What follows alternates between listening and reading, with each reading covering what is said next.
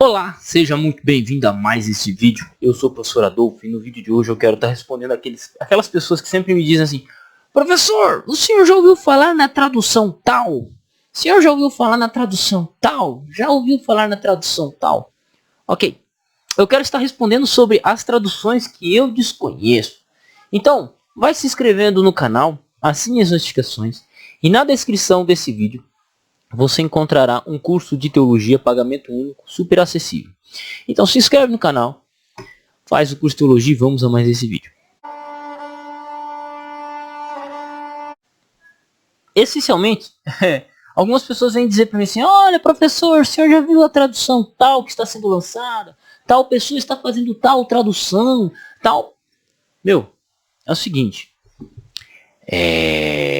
existem aquelas traduções comerciais que são mais conhecidas. Quais são elas? A Almeida Corrigida Fiel, que é uma tradução basicamente conhecida, relevantemente conhecida. Você tem a Almeida Atualizada, você tem a NVI. Atualmente você tem a Bíblia de Jerusalém, tem a Bíblia Té, Bíblia do Peregrino. Lançaram também a NVT, aí você tem a NTLH, NVI, não sei se mencionei a NVI. Essas são as traduções que, assim, você vai na casa de qualquer pessoa, você encontra a grande possibilidade. Bíblia Ave Maria, Bíblia Pastoral, são as traduções comuns que você encontra, ok? Então essas já são traduções suficientemente que a Revista Corrigida a Revista Corrigida são traduções que você vai encontrar com certa frequência, né? A própria tradução Novo Mundo também é uma tradução que você encontra com certa frequência. Ou você encontra na casa do Testemunho de Jeová, ou você tem na casa de uma pessoa que recebeu uma tradução Novo Mundo de presente, né? Então essas traduções são as traduções que fazem parte do cunho comercial. E quando eu digo comercial, não é no sentido de comércio, de dinheiro, mas é no sentido de facilidade, que todo mundo conhece, ok?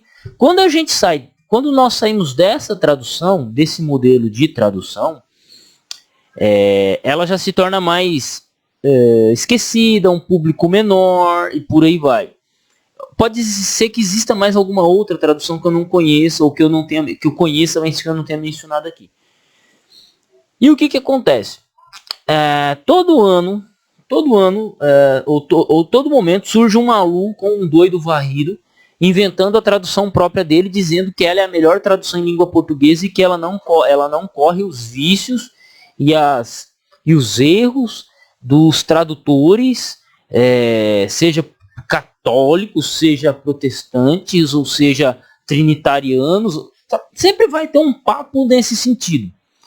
E por isso eu acabo me afastando um pouco, sabe? Eu não acabo não acompanhando. E por quê? Primeiro motivo, qual que é o meu foco de estudo? Língua grega e hebraica. Quando a gente vai estudar grego e hebraico, mais o grego, tá, gente? Mais o grego, para caso você não me conheça, mais o grego.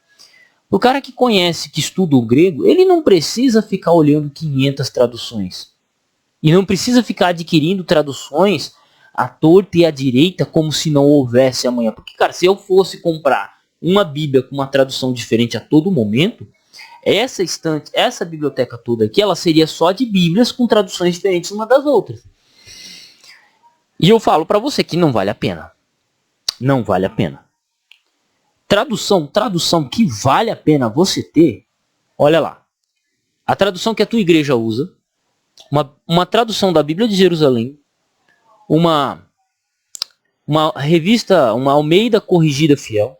Essas 3 traduções eu indico para você ter. Como assim como assim, professor, uma tradução que a sua igreja usa? Vamos lá, você é católico. Qual que é a tradução que a tua igreja usa? Pastoral? Então usa pastoral para falar com o público.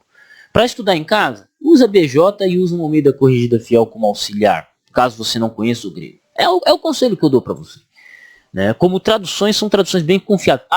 Também não mencionei a Bíblia Ecumênica, uma das grandes Bíblias também mencionadas aí, que são comerciais. Perdão, tá? Caso eu não tenha mencionado. Eu já tava me esquecendo dela, cara. A Ecumênica, ela tá junto, lado a lado ali com a Bíblia de Jerusalém. Tem a do Peregrino, mas eu não tenho essa tradução ainda do Peregrino e eu não pude analisar ela nos seus pormenores, não tive tempo, tá? Então são essas traduções assim que eu já indico. Você quer ter mais uma ou duas? Cara, você vai ter, mas eu te garanto que a partir da terceira tradução você já não vai ler muito. Você vai ler sempre mais a Bíblia que você mais gosta. A tradução que você mais gosta. E isso é importante. O que acontece? Eu estou falando de 5... Estou jogando aqui 5 Bíblias, 5 traduções. Não estou nem falando de Bíblia de estudo. 5 traduções diferentes. Que você não vai ter tempo de olhar uma sexta, uma sétima, uma oitava, uma nona, uma décima. Cara, eu tenho traduções aqui. Eu tenho umas 4 traduções em espanhol. Tenho 2, 3 traduções em inglês. Eu tenho umas 15 traduções em português. Se eu for colocar uma tradução diferente da outra. E, cara, eu não olho tudo. Eu não olho tudo. Eu não olho porque eu estudo grego. Eu estudo hebraico. E instintivamente, ou por indicação de amigos que são estudiosos também, eu sei qual tradução eu posso confiar mais e qual tradução eu posso confiar menos.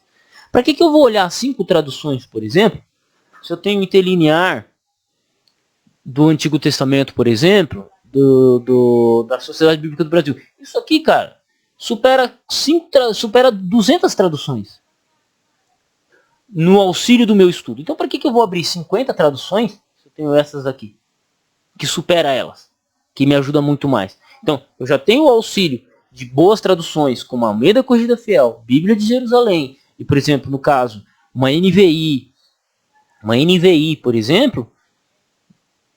Por que eu vou olhar outras traduções? Eu não tenho. Já, assim, olho no interlinear e por questão de humildade, eu confiro em outras traduções o texto que eu estou pesquisando para ver se eu não estou cometendo um equívoco ou uma loucura. Né? Então, eu não vejo necessidade. Eu, particularmente, não vejo necessidade de você ficar adquirindo uma tradução nova todo ano, né? A não ser que você seja assim, eu sou um colecionador de Bíblias, eu sou um colecionador de traduções, por exemplo. Eu tenho traduções aqui que eu acho extremamente relevantes. Por exemplo, a Bíblia de Figueiredo, Matos Soares. Né?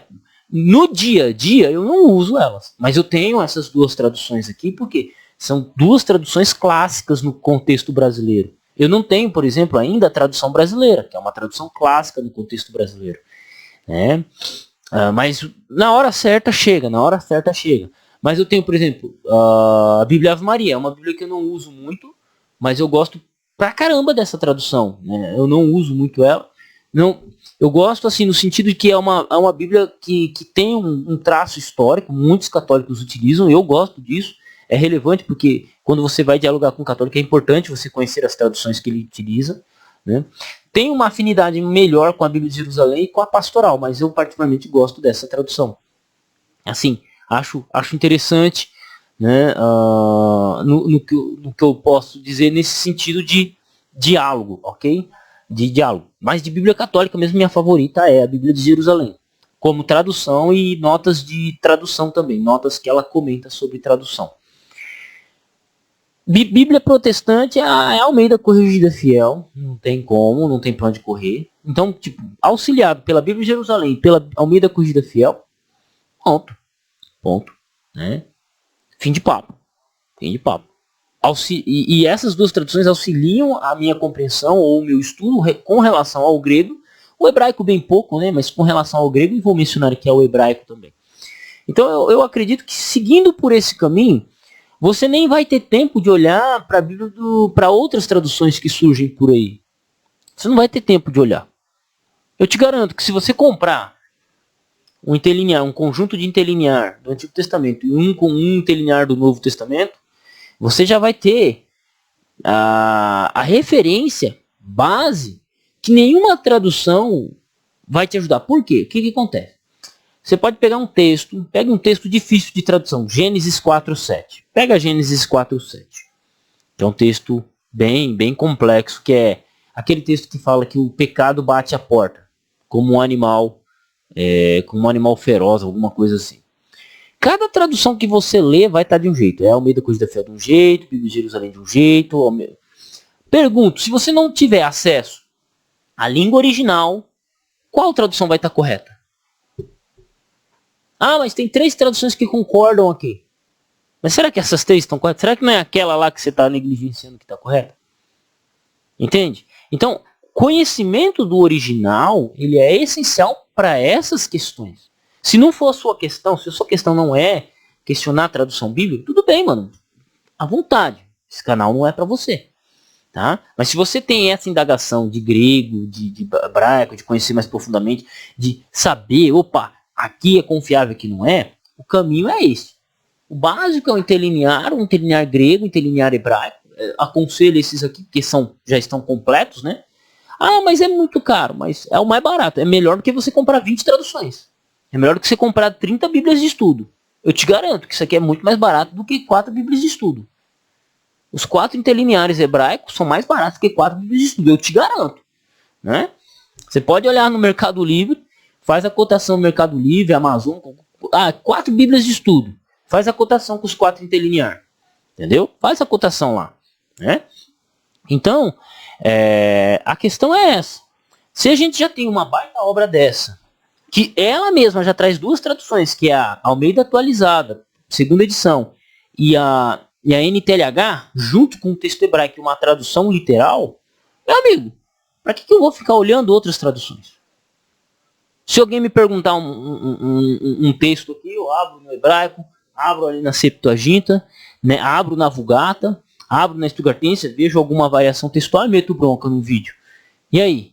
E aí que você pode ter 500 bíblias de estudo, que você não chega aos pés do que você vai fazer com isso. E você não precisa nem ser um especialista. Você precisa saber o básico de hebraico, ter humildade suficiente para não sair falando besteira, humildade para perguntar para outras pessoas esperando uma resposta e conciliar com seus estudos. Entendeu? Então, ao invés da gente ficar perdendo tempo, e aí eu agora quero finalizar o vídeo nesse sentido, perdendo tempo, falando de traduções, divulgando traduções, que elas não vão ganhar espaço no mercado, esquece.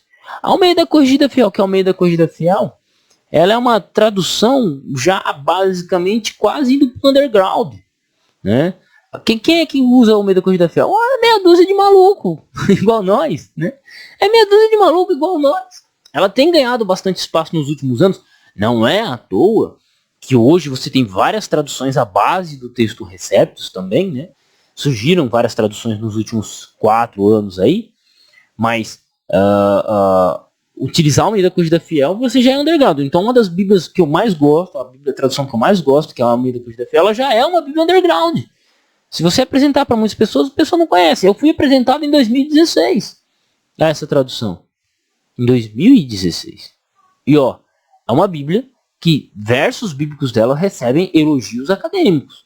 Vão dizer para você assim, é uma tradução ruim, que não sei o quê. Mas na hora de fazer o trabalho de exegese na prática, ela é que está sempre sendo citada como mais correta. Né? Não sou eu. Você pode pegar aí manuais de exegese, alguns aí, algumas pessoas explicando alguns textos bíblicos, você vai ver. Né? Então é interessante isso daí. É interessante isso daí. Tá? Observar esse ponto. E eu acho que esse é o que eu queria dizer. Né? Então, eu sei que o pessoal gosta de perguntar, e essa Bíblia, e aquela Bíblia, e aquela... Não adianta, cara. Não adianta você vir falar de...